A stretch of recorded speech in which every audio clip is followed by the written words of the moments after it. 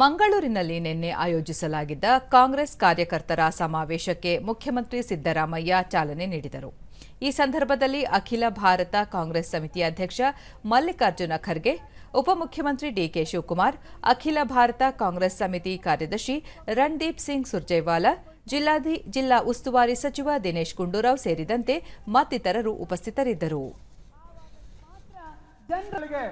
ಮಾದರಿಯನ್ನಾಗಿಸಿದವರು ನಮ್ಮ ಗೌರವಾನ್ವಿ ಈ ಕಾರ್ಯಕ್ರಮಕ್ಕೆ ಅಖಿಲ ಭಾರತ ಕಾಂಗ್ರೆಸ್ ಸಮಿತಿಯ ಅನೇಕ ಜನ ಪ್ರಭಾವಿ ಬಂಡವಾಳಶಾಹಿ ರಾಜ್ಯ ಕಾರ್ಯಕರ್ತರ ಬಳಿಕ ಸಿದ್ದರಾಮಯ್ಯ ಪಂಚಖಾತ್ರಿ ಯೋಜನೆಗಳನ್ನು ಯಶಸ್ವಿಯಾಗಿ ಜಾರಿಗೊಳಿಸಿದ್ದು ಅಭಿವೃದ್ಧಿ ಪಥದತ್ತ ಕರ್ನಾಟಕ ಸಾಗುತ್ತಿದೆ. 2013ರಿಂದ 2018ರವರೆಗೂ ನಾವು ಕೊಟ್ಟ ಭರವಸೆಗಳಲ್ಲಿ 98% ಈಡೇರಿಸಿದ್ದೇವೆ.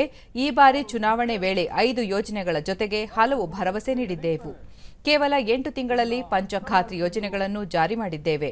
150 ಕೋಟಿ ಮಹಿಳೆಯರು ಉಚಿತವಾಗಿ ಬಸ್ನಲ್ಲಿ ಪ್ರಯಾಣಿಸಿದ್ದಾರೆ. ಅದೇ ರೀತಿ ಅನ್ನಭಾಗ್ಯ, ಗೃಹಜ್ಯೋತಿ, ಗೃಹಲಕ್ಷ್ಮಿ ಯೋಜನೆಗಳ ಲಾಭವನ್ನು ಮಹಿಳೆಯರು ಪಡೆದುಕೊಳ್ಳುತ್ತಿದ್ದಾರೆ ಎಂದರು.